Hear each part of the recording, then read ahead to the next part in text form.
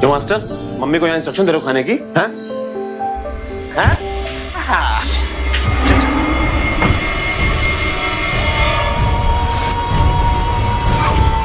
Please मुझे मत मारो, मुझे मत मारो, मुझे मत मारो, मत मारो, मत मारो इन्हें, मत मारो। बेरहमी से किए गए इस हमले ने यकीनन आपका दिल भी दहला दिया होगा और हमलावर अपने इरादों में कामयाब भी हो जाता अगर उस बच्चे की गुहार ने ऐन वक्त पर उसे रोका ना होता। इस खौफनाक मंजर के पीछे की सच्चाई शायद उस बच्चे की चीख में ही छुपी थी।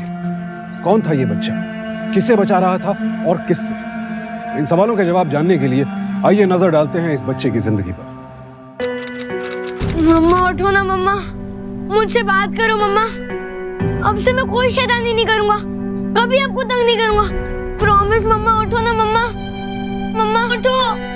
बस कर बेटा, ना रो।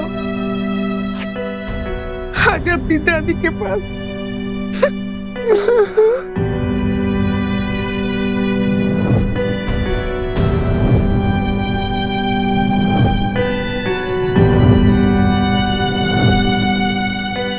अंतिम संस्कार का वक्त हो गया है, अब हमें यहाँ से निकलना चाहिए।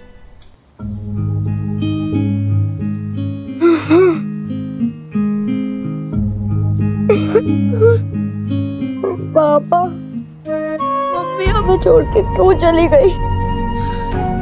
नहीं बेटा, आपकी मम्मी आपको छोड़कर कहीं नहीं गई, वो यही है आपके पास। बेटा, वो तो आसमान में तारा बनकर आपको देख रही है। सोचो, अगर वो आपको वहां से देखेगी और आपको ऐसे रोते देखे तो तकलीफ होगी ना? तुम मम्मा के अच्छे बच्चे हो ना, इसलिए रोना नहीं। हाँ, रोना नहीं, रोना नहीं। राम नाम सत्य है, राम नाम सत्य है, राम नाम सत्य है, राम नाम सत्य है, राम नाम सत्य है, राम नाम, राम नाम, राम नाम, राम नाम।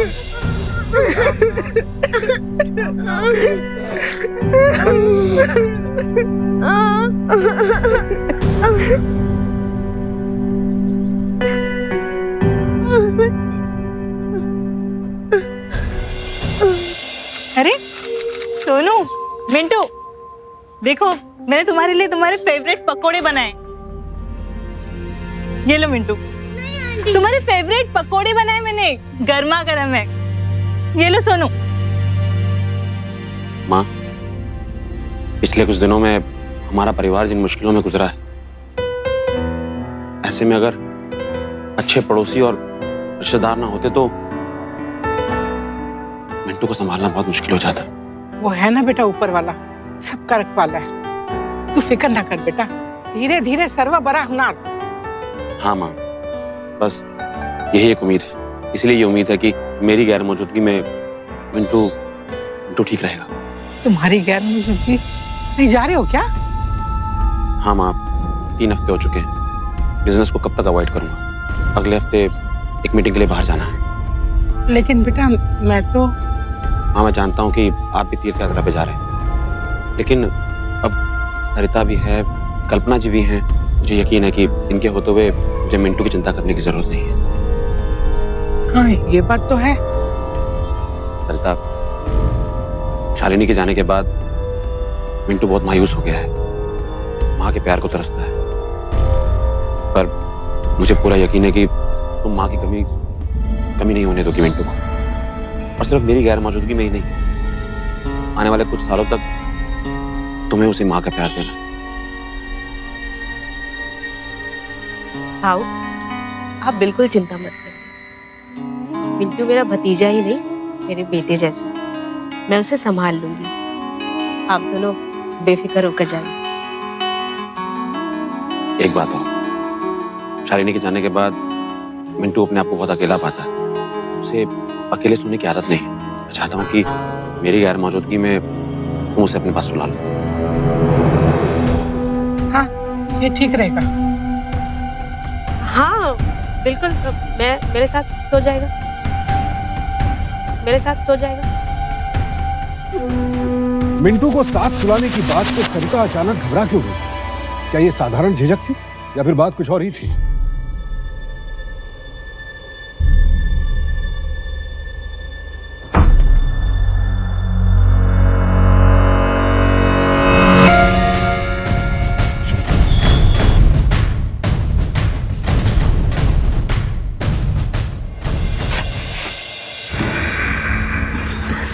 ये क्या कर रही थी तुम? देर से आने की सुलह दे रही थी। इतनी देर से क्यों आए? मेरी आंखें लग गई थी। अच्छा जी, अपनी सुरक्षा के लिए आपने ये छोटा कुनाल रख लिया है? मैं हूं कि चोरी छुप के मिलने के लिए आना पड़ता है। ये छोटा बच्चा है, इसे खुद घर वालों ने हमारे पास सोने की इजाजत दे रखी है। इतने छोटे बच्चे से जलन हो रही है? कहाँ गई तुम्हारी मर्दान की वो? अपनी मर्दान की।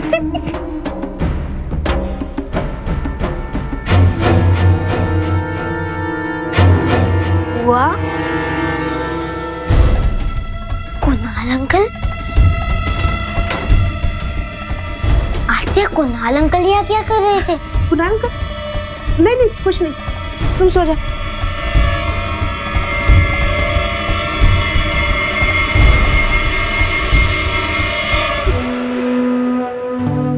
उस रात के हादसे से सरिता बेहद घबरा गई थी।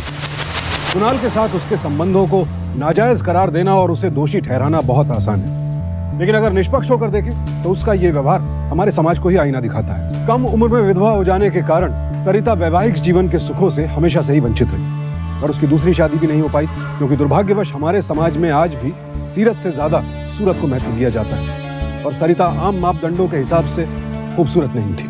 वो जिंदगी से मायूस हो चली थी। ऐसे में घर के वॉचमैन से मिले स्नेह के आगे वो खुद को रोक नहीं पाई, लेकिन अब उसका ये राज मिंटू के सामने खुल चुका है और उसे डर था कि अगर बात घर वालों के सामने आई तो सब उसके चरित्र पर लांछन लगाएंगे। तुम्हारे लिए कह देना आसान है कुणाल। जरा सोचो, अगर मिंटू ने कल रात के बाद किसी को बता दी तो? आई तो मुझे घर से बाहर ही निकाल देगी और भाव तो हम दोनों को जान से ही मार देगी। इससे पहले कि मिंटू किसी को कुछ बताए, हमें कुछ करना होगा कुणाल। कुछ सोचो कुणाल। कुछ नहीं होगा सरिता, तो बिल्कुल फिक्र मत करो, मैं हूं ना, सब ठीक हो जाएगा। रही बात उस मिंटू की, उसका क्या करना है ये तुम अब मेरे ऊपर छोड़ दो।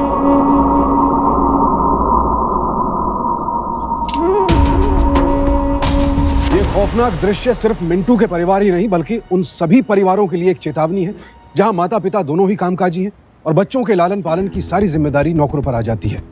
सावधान इंडिया की ओर से हमारी यही गुहार है कि जिन लोगों के हाथों आप इतनी बड़ी जिम्मेदारी सौंप रहे हैं उनका चुनाव बेहद सावधानी से करें, उनकी बैकग्राउंड चेक करें और पुलिस वेरिफिकेशन भी अवश्य करवा लें। ऐसे मामलों में लापरवाही बहुत महंगी साबित हो सकती है। ऐसी परिस्थितियों में बच्चों के साथ हुई वारदातें अक्सर उनके कोमल मन पर गहरा प्रभाव छोड़ जाती हैं, जिसकी वजह से वो आगे चलकर इस खौफ से कभी उबर नहीं पाते। मासूम मिंटू की हालत भी कुछ ऐसी ही थी।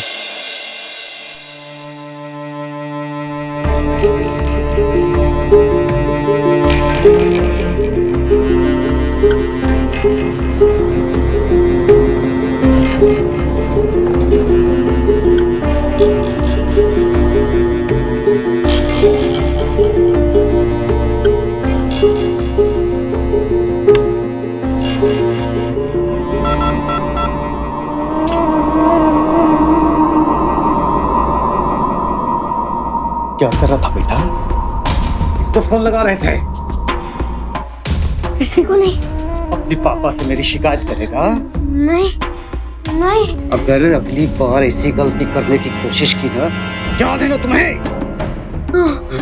मैं किसी से बात नहीं करूंगा, किसी से भी नहीं करूंगा, पक्का।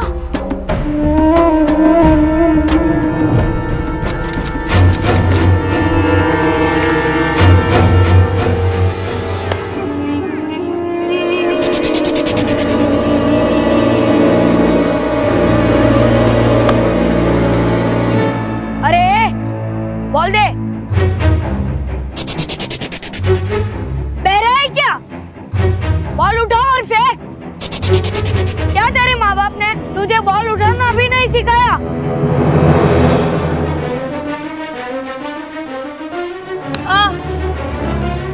अरे तूने मारा मेरे दोस्त को, रुक अभी दिखाता हूँ। आत्या,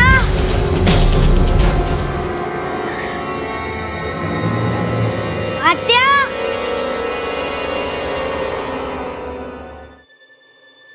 आत्या,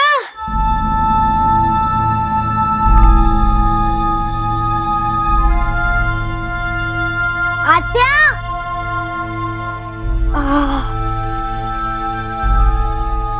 आत्या।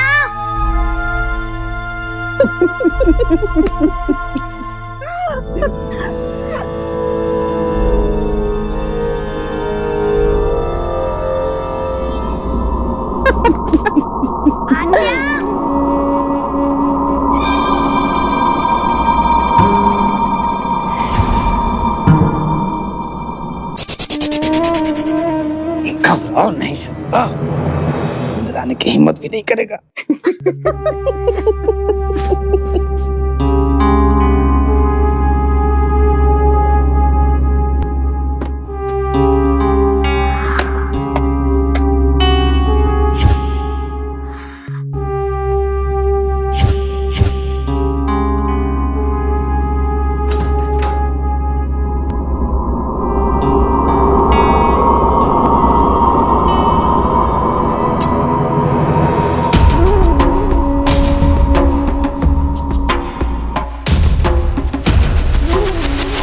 जयंत और माजी की गैर मौजूदगी ने सरिता और कुणाल की हिम्मत और बढ़ा दी।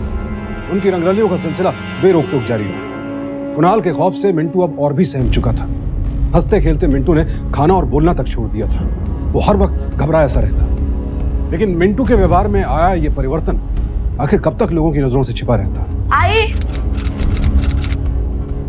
अरे आलास तू? आणि हे काय आहे? वो मैं ड्राइंग कंपटीशन में फर्स्ट आया था इसलिए। अरे वाह, खूप छान, शाबास। आणि मिंटूला काय मिळालं? कुछ नहीं, उसने तो कुछ भी ड्राइंग नहीं किया था। आज तो उसने ब्लैंक पेपर सबमिट कर दिया था। क्या बात कर रहे हो बेटा? पर मिंटू तो बहुत अच्छी ड्राइंग करता है ना? वो तो है, पर कुछ दिनों से वो कुछ भी नहीं करता है। कुछ नहीं मतलब? कुछ नहीं मतलब कुछ नहीं। ना हम लोग से बात करता है, ना होमवर्क करके आता है और ना हमारे साथ खेलने आता है, बस कुछ नहीं। ये क्या? आज तुमने तुम्हारा टिफिन भी नहीं खाया? नहीं, वो मैंने मिंटू का टिफिन खा लिया था। तो फिर मिंटू ने क्या खाया? कुछ नहीं, वो तो एक कोने में जाके चुपचाप बैठ गया था।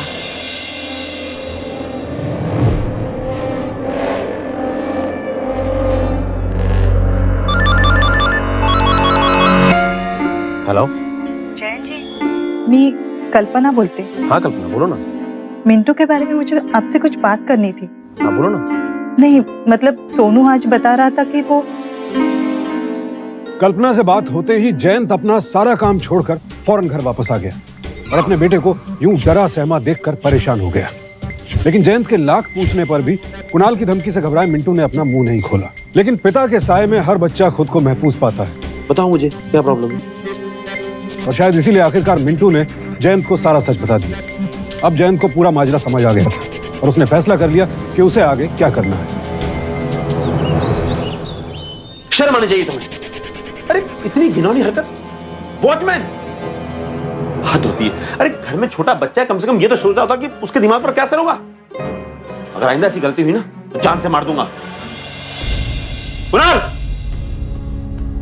कुणाल, कुणाल, मिंटू, कुणाल को देखा तुमने? क्या हुआ बाबा? कुणाल का है? वो तो घर पे नहीं है और उनका सामान भी नहीं पड़ा। बेटा, आपको कुणाल से डरने की जरूरत नहीं है। आइंदा आपको कुछ नहीं कह पाएगा। हम आ गए ना? हाँ?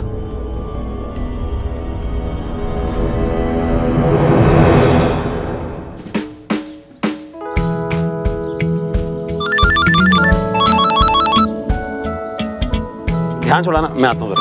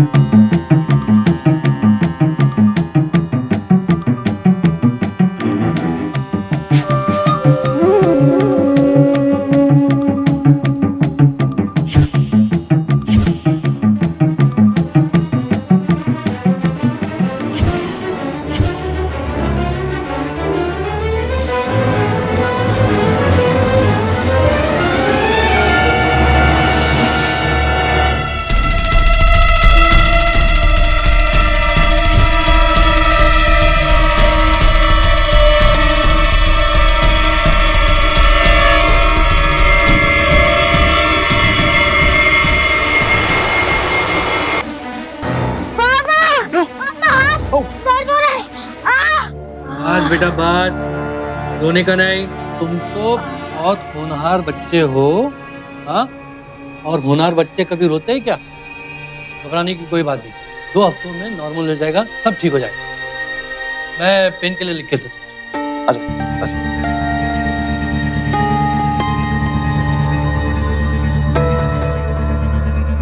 ये लीजिए, कभी भी दर्द होगा इसे दे देना। Okay, take care. मैंने तुमसे कितनी बार कहा है कि छत के किनारे पर पतंग मत उड़ाया करो। अगर तुम्हें कुछ हो जाता तो मैं तो, तुम जानते हो ना कितना प्यार करता हूँ तुमसे मैं। सॉरी पापा, पर क्या है? हाँ? 1000 बार समझाया है कि बेटा ध्यान से खेला करो। पर पापा, मैं तो पतंग ध्यान से उड़ा रहा था। मुझे अच्छी तरह पता है कि मेरा पाँव फिसला नहीं है, मुझे किसी ने धक्का देकर गिराया। दोबारा ऐसी गलती हुई ना तो मुझसे बुरा कोई नहीं होगा। जान से मार दूंगा तुम्हें मैं। पर भाऊ मैं तो बस एकदम चुप। ये मत भूलो कि तुम्हारे बारे में सब कुछ जान चुका हूं मैं। तुम्हारी सारी काली करतूतें पूरी दुनिया के सामने लाकर रख दूंगा मैं।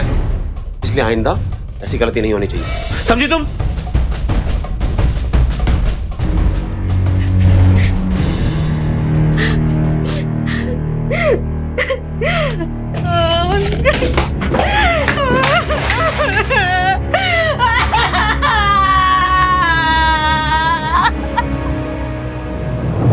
अरे आप जैन जी, आइए ना बैठिए। मिंटू कैसा है बेटा? तुम्हारा हाथ कैसा है? दर्द तो नहीं हो रहा है ना? नहीं आंटी, डॉक्टर ने कहा था कि 2 वीक्स में बिल्कुल ठीक हो जाएगा। सब ठीक हो जाएगा। अच्छा रुको, सोनू देखो मिंटू आया है। हाय। हेलो। अच्छा एक काम करो, तुम दोनों बाहर जाकर खेलो, ठीक है? और ध्यान से, हाँ? अच्छा सुनो, ये पैसे ले लो, ये लो। तुम्हें जो मन करे चॉकलेट, आइसक्रीम सब खा लेना, ठीक है? Thank you mama. Thank you aunty. Welcome बेटा।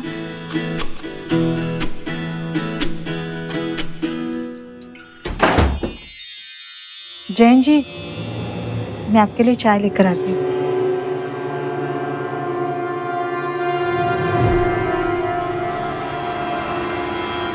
ये लीजिए चाय। Thank you. आप काफी परेशान लग रहे हैं, कुछ प्रॉब्लम है क्या? प्रॉब्लम किसी से छुपी थोड़ी है, मिंटू को लेकर परेशान हूं। चिंता करने से कौन सी परेशानी दूर हो जाती है? सब कुछ ठीक हो जाएगा। आइए, मैं आपका सर दबा देती हूँ।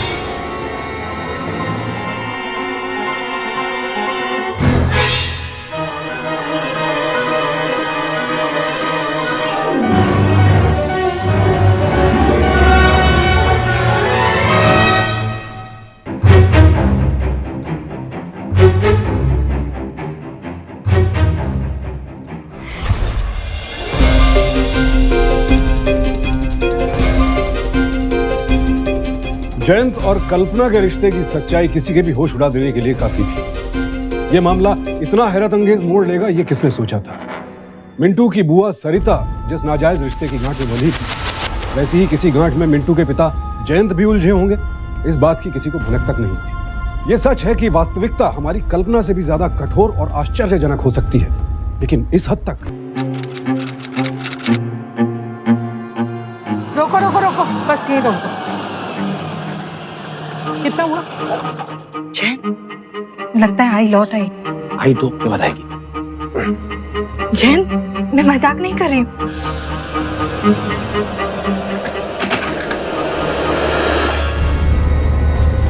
आई आई।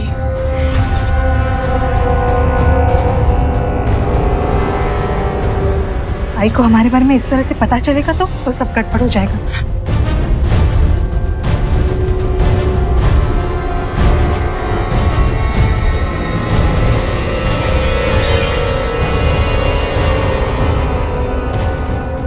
आई, इतनी जल्दी आ गई? आपकी तबीयत तो ठीक है ना? अरे बेटा, तबीयत को क्या होना है, किस्मत ही खराब है मेरी तो। मौसम खराब होने की वजह से ना यात्रा रुक गई। अब तो अगले साल ही जा पाऊंगी, जैसी देवाची इच्छा। आई, ये ले पानी। रख दे। घर में सब ठीक है ना? मिंटू कहाँ है? दिखाई नहीं दे रहा। आई मिंटू यही है और घर में भी सब ठीक है। आई मिंटू बाहर खेल रहा होगा सोनू के साथ। आप फ्रेश हो जाओ। ठीक है बेटा। आई मैं किचन में काम निपटा देती हूँ थोड़ा। ठीक है बेटा।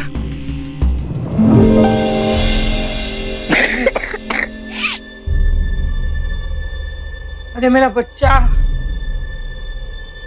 कितनी सर्दी जुकाम हो गई है। मैं 2 दिन घर से बाहर क्या रही, क्या हाल बना लिया तूने अपना। हाथ तुड़वा लिया, तबीयत खराब कर ली। सरिता, ओए। हाय बेटा देख, इसकी कितनी तबीयत खराब हो रही है, इतना सर्दी जुकाम हो रहा है। इसे हल्दी का दूध बना के दे, पीकर सोएगा ना तो इसे आराम मिलेगा। हो आई। मुझे नहीं पीना हल्दी वाला दूध। चुप, पीना पड़ेगा दूध।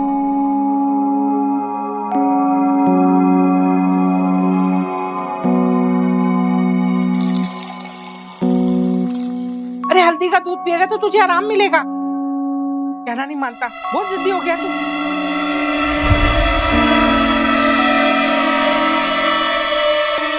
चल जा, पी ले।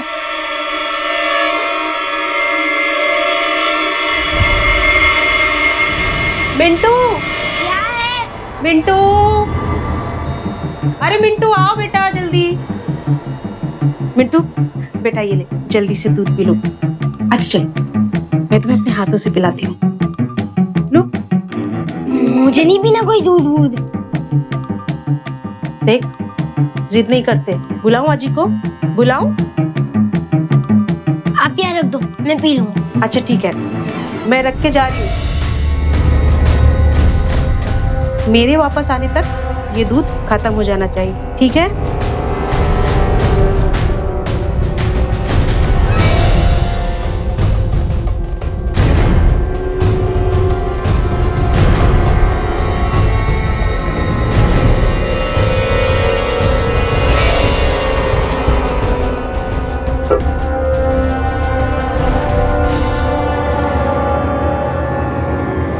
मुझसे ज्यादा सर्दी तो तेको है। अब आधा दूध तो तेको ही पीना पड़ेगा। मिंटू, ये इकड़े, जल्दी आप पहले प्रसाद खा, उसके बाद दूध पीना। आ लो आजी। अब मैं जा रहा हूँ, पूरा पी के रखना।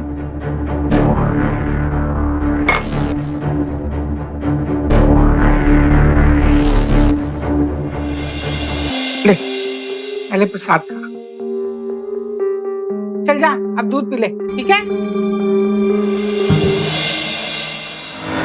डैडी, डैडी, आजी, डैडी। हाँ, देवा रे देवा।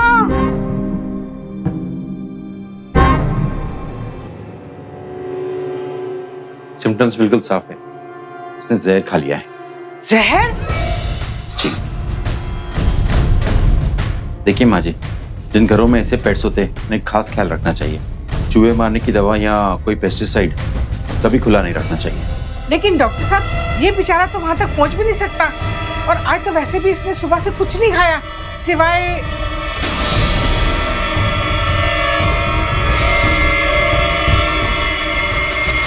मिंटू की दादी ने जो कदम उठाया वो बिल्कुल सही था। ऐसे मामलों में फौरन पुलिस को इत्तला देने में ही समझदारी है।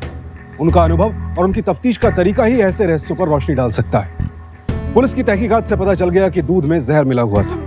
नतीजतन सरिता को गिरफ्तार कर लिया गया। लेकिन हैरत की बात यह थी कि इस पूरे मामले में सरिता ने एक बार भी अपनी सफाई पेश करने की कोशिश नहीं की। और जब जयंत ने अपनी मां को सरिता और घर के वॉचमैन के संबंधों की बात बताई तो उनके मन में भी सरिता को लेकर शक पैदा हो गया। और चूंकि मिंटू ने उसका ये राज खोला था, इसलिए जाहिर सी बात थी कि सरिता मिंटू से इस बात का बदला लेने की कोशिश कर रही थी। अपनी बेटी के बारे में हुए इस खुलासे ने मिंटू की दादी को तोड़कर रख दिया।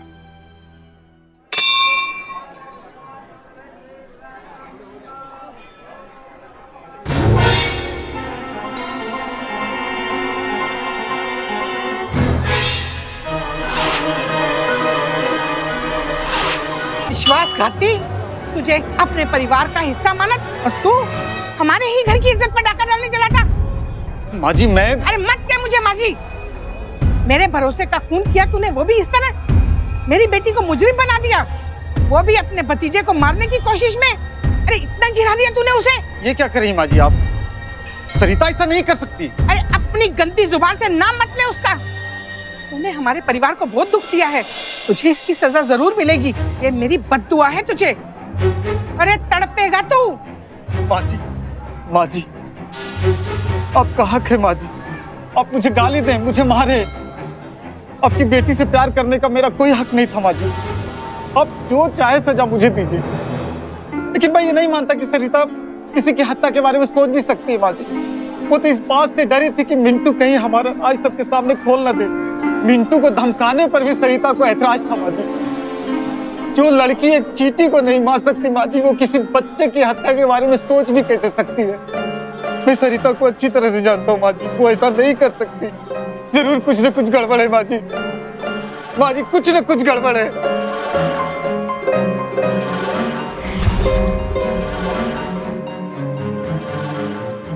अरे माँ जी, आप आ गए, बैठिए, मैं आपके लिए चाय बना कर लाती हूँ। मैंने तो खाना भी बना दिया है। अरे बेटा, तुमने तकलीफ क्यों की? इसमें तकलीफ की क्या बात है माँ जी? खाना तो मैं अपने घर में भी बना लेती हूँ ना, तो आपको थोड़ी सी मदद हो गई।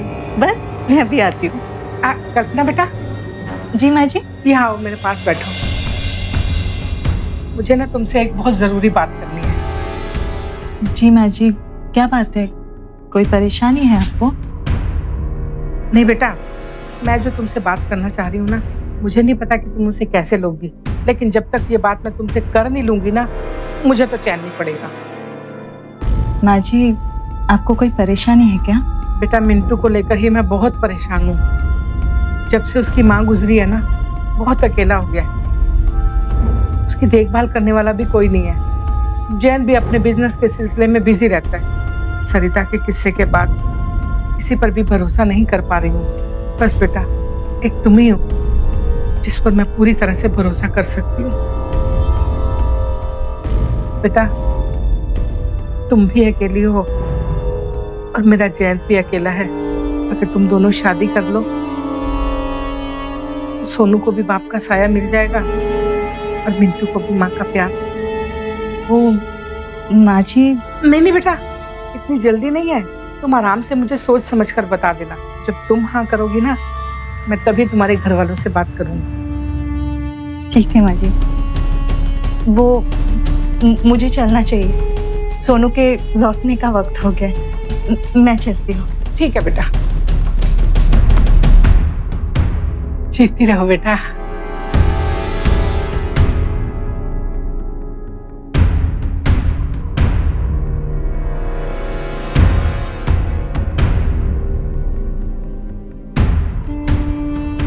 आ बेटा, आ जल्दी से। बड़े सही वक्त पर आया तू। ये कल्पना जी इतना शर्माती हुई क्यों चली?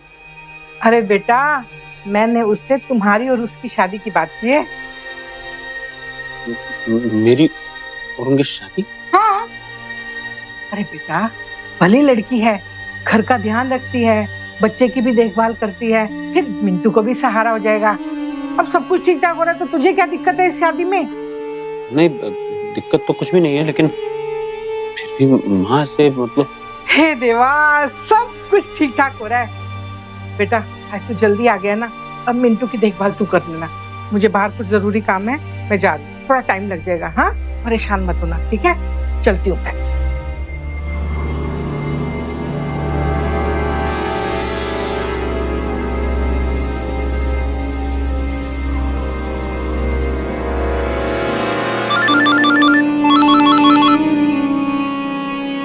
हेलो, सुन लिया अपने माँ की बात?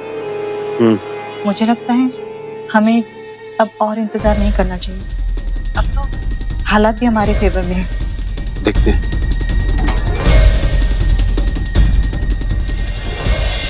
सरिता, आई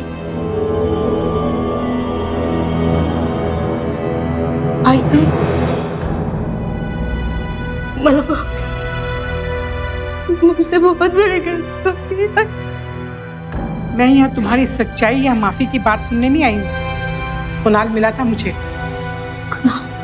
उसी ने मुझे यहाँ भेजा है। एक बात से सच बता, तूने दूध में जहर क्यों मिला?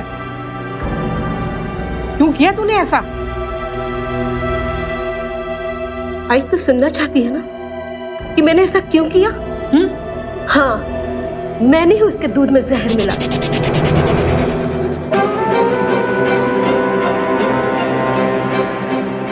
लेकिन आई, मैं ऐसा नहीं करना चाहती थी। मैं मिंटू को नहीं मारना चाहती थी। आई, मुझे भाव ने मजबूर किया। मिंटू को वही मारना चाहती थी। काहे बोलतीस तू? यही सच है आई। तो इसका मतलब मिंटू की जान खतरे में है। हाँ।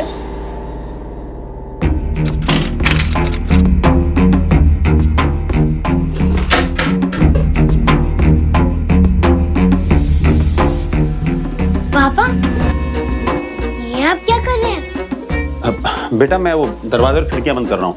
मैंने घर में मच्छर मारने की दवा भी छिड़की है। बहुत मच्छर हो गए हैं। उसकी स्मेल भी आ रही है ना? हाँ, उसी की। श्रीते ने स्कूल में पढ़ाया था कि आजकल मलेरिया और डेंगू बहुत फैल रहा है। आपने बहुत अच्छा काम किया। बेटा ये कैंडल और ये माचिस अपने पास रखते हैं। शायद बिजली जाने वाली है। हाँ, मैं आता हूँ। जी पापा। पापा, भैया शिवाजी नगर चलोगे? हाँ चलो भैया। आप कहाँ जा रहे हो पापा? बेटा एक बहुत जरूरी काम है।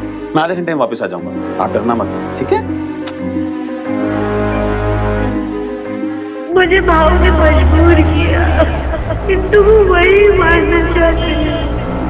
भैया जल्दी चलाओ ना, मेरे पास टाइम बहुत कम है। जल्दी चलाओ।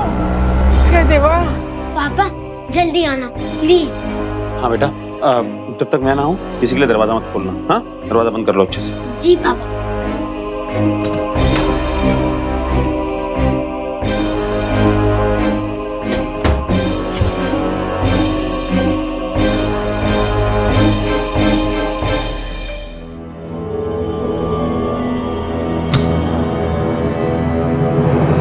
इसी टाइम नाइट को जाना था क्या? Candle, matchstick. रुको रुको रुको, घर में इतना अंधेरा क्यों है?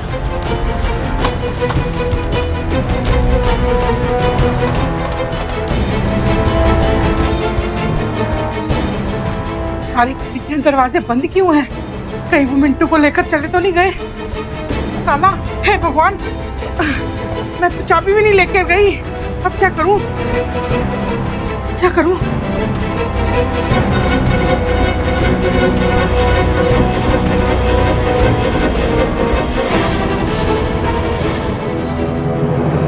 सोनू बेटा, तूने मिंटू को या जयंत अंकल को कहीं देखा क्या? हाँ, जयंत अंकल हमारे घर पे है, पर मिंटू शायद अपने घर पे होगा। घर पर?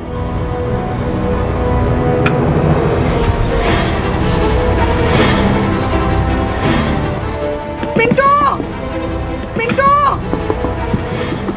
मिंटू!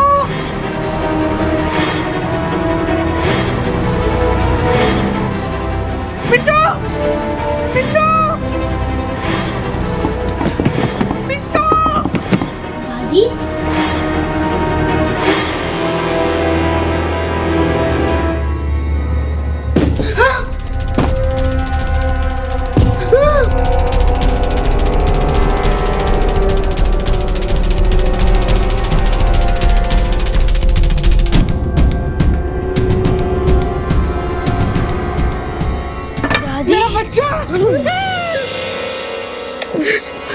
घबरा मत बेटा, मैं आ गई हूँ। सब ठीक हो जाएगा। रुक, मैं भी आई।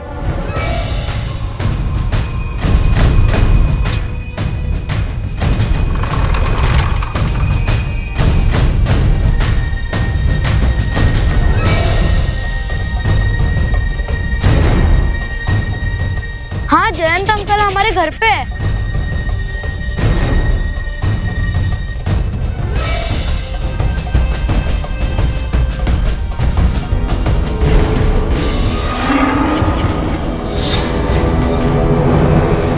थोड़ी देर और, सब ठीक हो जाएगा।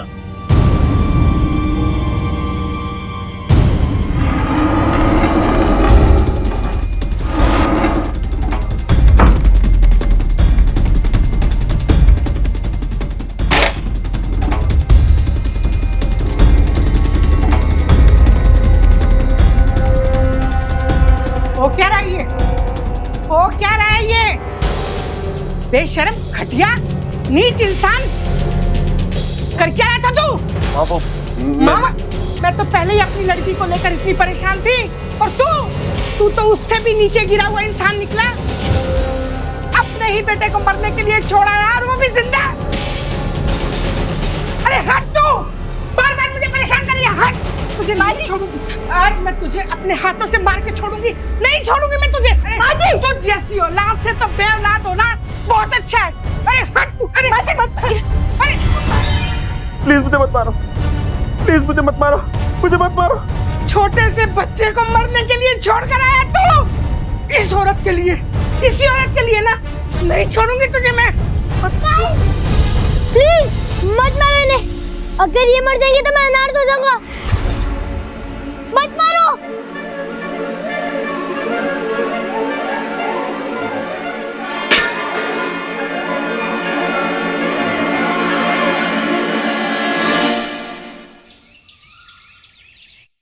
मेरा और कल्पना का अफेयर काफी लंबे समय से चल रहा था, और मेरी पत्नी शालिनी को इस बारे में पता था। वो काफी समय से कुछ बीमार रह रही थी, तो उसे डर था कि उसके बाद मिंटू का क्या होगा, इसलिए उसने अपनी सारी जायदाद और सारा पैसा मिंटू के नाम कर दिया। मैडम, आपके कहने के हिसाब से आपके 1 करोड़ की प्रॉपर्टी के पेपर्स मैं आपके बेटे मिंटू के नाम करके लाया हूँ। जब वो बालिग हो जाएगा तो वो उसे मिल जाएगा।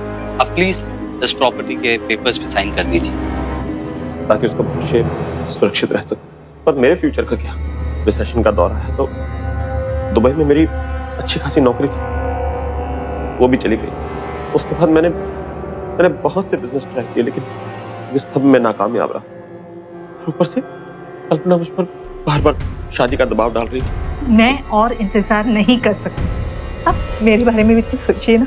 कुछ समझ में नहीं आ रहा था कि क्या करूं, और उसी दौरान शालिनी की मौत हो गई। मैं उठो ना मम्मा।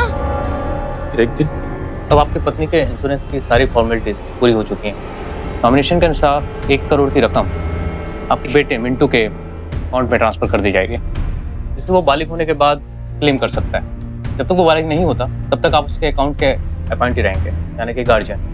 आपकी पत्नी ने अपनी वसीयत में अपनी सारी स्थायी अस्थायी प्रॉपर्टी आपके बेटे मिंटू के नाम कर दी। मैंने मुझे आइडिया दिया कि मिंटू की मौत से उसके नाम जितना भी पैसा है, प्रॉपर्टी, वो सब मेरे नाम हो जाए, और उसके बाद पैसे का मसला भी हल हो जाएगा, और हम दोनों शादी करके खुशी खुशी जिंदगी गुजार सकते। मैं मिंटू को मारना नहीं चाहता था, लेकिन ये एक कौड़ी शेयर नहीं करना चाहती थी।